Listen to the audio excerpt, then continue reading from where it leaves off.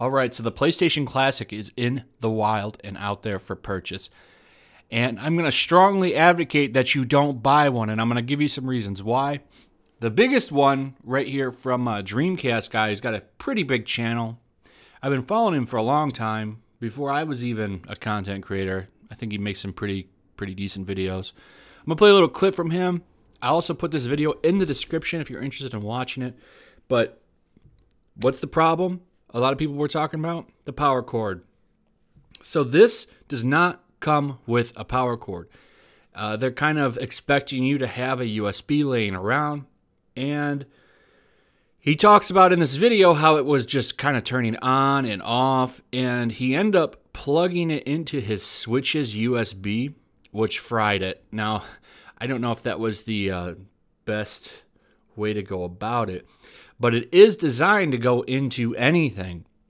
However, I think it would have been a smarter idea to like give a cord, because if somebody goes and buys a cheap USB from the dollar store and this ends up frying it, there's going to be some problems.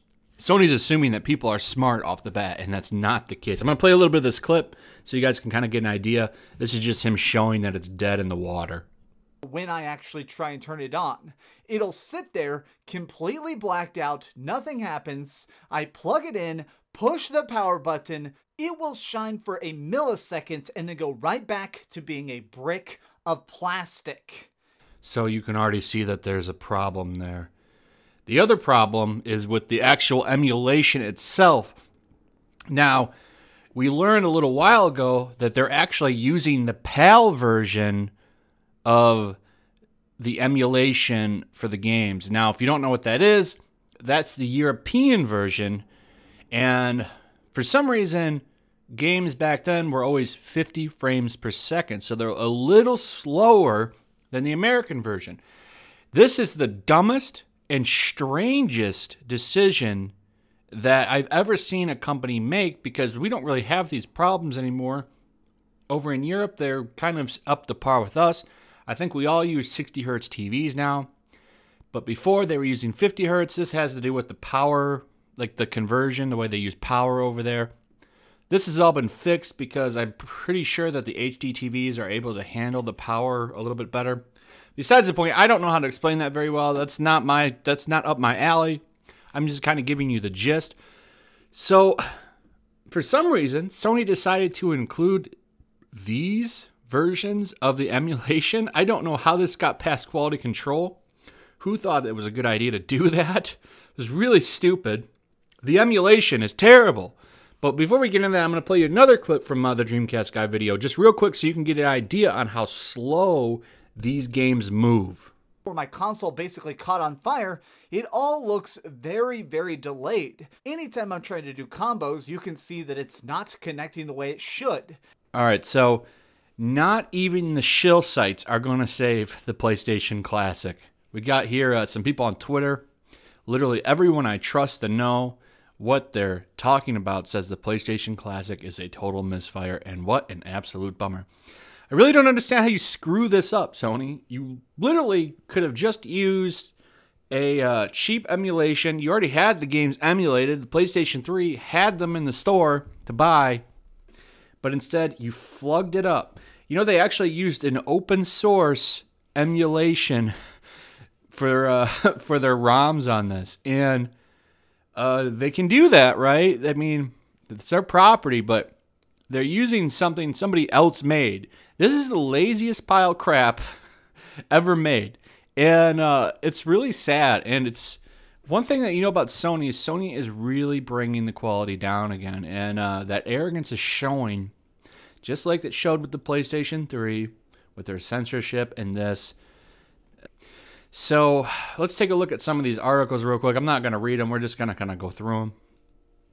You see right here, PlayStation Classic PAL games list worse performance than original PS1 or PSP. This is yesterday, and the PlayStation Classic is the worst way to experience PlayStation games. So, the reviews are in, and the Classic is one to avoid. PlayStation review. Bad emulation. PlayStation Classic review misses the magic. There's been a lot of videos on this, but I wanted to go through it. The list of games on here really is confusing. Like, no, there's no Crash Bandicoot. Resident Evil 2 isn't on there. There's some big games that aren't on here, like Battle Arena Toshinden. Why is this on here? Who remembers that game? I remember it. You know why I remember it? It was the game that had the Final Fantasy VII demo disc in it. The reason this game sold was because it came with the Final Fantasy VII demo. That's why it's sold.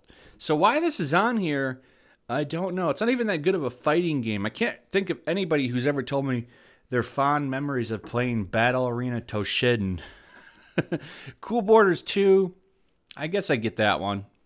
I did know quite a few people that liked that. Destruction Derby, I have no memories of that game. I don't know why it's on there. Final Fantasy VII, that's a big landmark game. That one makes sense. Come down here, Grand Theft Auto. Now, this is the top-down Grand Theft Auto, not the one you know. This one was nowhere near as popular. I do remember it. I actually played Grand Theft Auto 2 on the Dreamcast, of all places. They're fun, quirky games. They're not going to be what you remember. These are really arcadey and over the top. Like there was like Elvises running around and stuff. It was weird. Intelligent Cube, I have no idea what that is. Jumping Flash, I have no idea what that is. Metal Gear Solid, that makes sense. That was a big landmark game. Really showed off like what the system could do, what it was capable of. Mr. Driller, who? Oddworld. That's another curious one. Rayman, another curious one. Resident Evil Director's Cut makes sense. Revelations Persona makes sense. I think is that Persona 1? Now, if that's a Persona game, that makes sense. I don't know if that is or not, though. So, that's a question mark. Ridge Racer, I can see that. Street Fighter Puzzle is puzzling. Why wouldn't you put Street Fighter Alpha on there? I would think that would make more sense.